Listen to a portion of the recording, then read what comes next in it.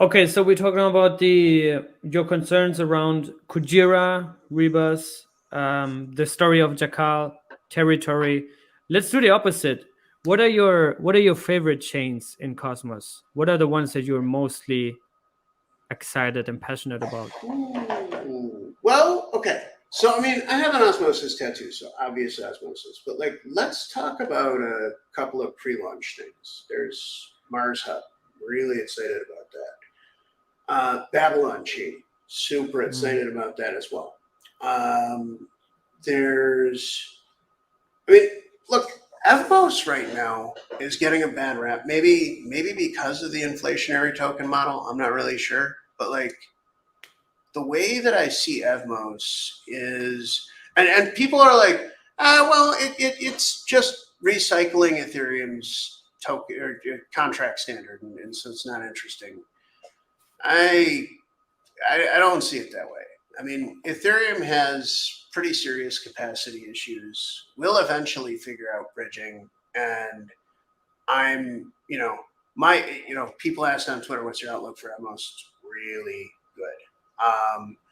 I think that Evmos, is likely to work out a strategy where contracts are launching on Evmos as volume grows on those contracts. Maybe they even spin off into their own, possibly even consumer chain.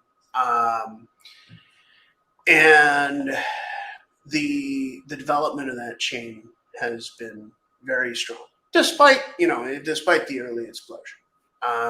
And look at Dig; it was down for about a month and a half too. Like, I'm not judging on did it explode once, right? Yeah.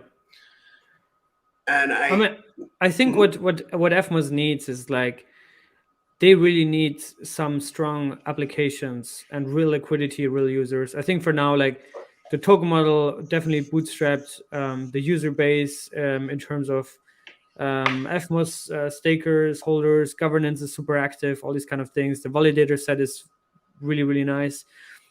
But I think they really just need a dApp that has serious liquidity, serious native protocol revenue, right? Like they need that urgently. So, but yeah, let's see. I mean, I know that's like one of the top priorities. So, yeah, what do you see like from a technical perspective? Like, is there anything that Evmos is right now really bad at, or that they urgently need, or how do you see the tech side? I mean, I see it as progressing really well. Since I've been, helping with it, I know that like the API now matches with MetaMask 1-to-1, and what that means for users and developers is that contract development is 1-to-1. If I were to choose like a strategic area for growth, I guess it would be figuring out how to connect to Ethereum. And I know that like the last bridge, big explosion. So obviously that should be done very cautiously, maybe through XLR, maybe look at the gravity bridge. I don't know. Just for context, for those that don't know, they implemented Nomad as like the canonical bridge on Evmos, and Nomad got hacked. So they definitely need a replacement for that. I don't know why. What's up with Gravity Bridge? Why they're not the main bridge there, or Axelar? Do you know why? Or I don't. But how do I put this? I mean, in general, I'm personally suspicious of bridges. Period. Like, I think that in the long run, the win for bridging to Ethereum is going to be getting Ethereum to support IBC somehow. There's talk of ZK IBC, which will it'll run in a contract on Ethereum, but support all of the IBC primitives. I think that would be really solid.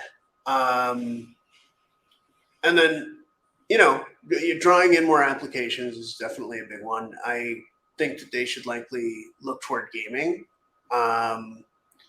because Evmos is really fast. So the response time is low. I've also suggested to developers that they try building out order books on Evmos. Order books that like really wouldn't work on Ethereum because the transaction capacity is lower on Ethereum.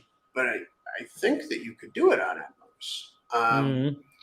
Probably. So that would be interesting too. They have like a 2-second or sub 2-second block time, right, in Evmos? Yeah, a little less than 2. Yeah.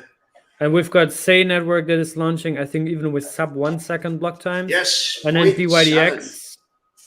Yeah. And then DYDX, I don't know if they came out with any numbers yet, but I think testnet, the public testnet is coming out this or next month. So nice. That's going to be interesting. Yeah. Yeah, it will. So, all right, let's see here the other topics here. Mesh security and Atom 2.0. I'll do like the briefest thing. Basically the same. Let's do Lunk. Let's do Luna Classic and the IBC channel reopening. Oh boy. Okay, so that should be like December 5th or 6th. It should just tick over and reopen. After that, it's going to take about a week because we're going to have to do IBC client update transactions. And after that point, it ought to just work again, the IBC aspect of that. But other people wanted to hear like about, Luna, like what do I think about Luna Classic? What's all that like? And also, you had a little Twitter exchange with Do Kwon recently, right? Yeah. Well, he invited me to Singapore, and then kind of disappeared. He invited you there recently, or? Yeah. Oh wow. Okay. And tweet should be like public or whatever. He's like, just let me know. Give me 3 days notice, and I was actually going to come, and I DM'd him, gave him his 3 days notice. Never really heard back about that. That's all right. Luna Classic though is really weird, man. Really weird. Yeah.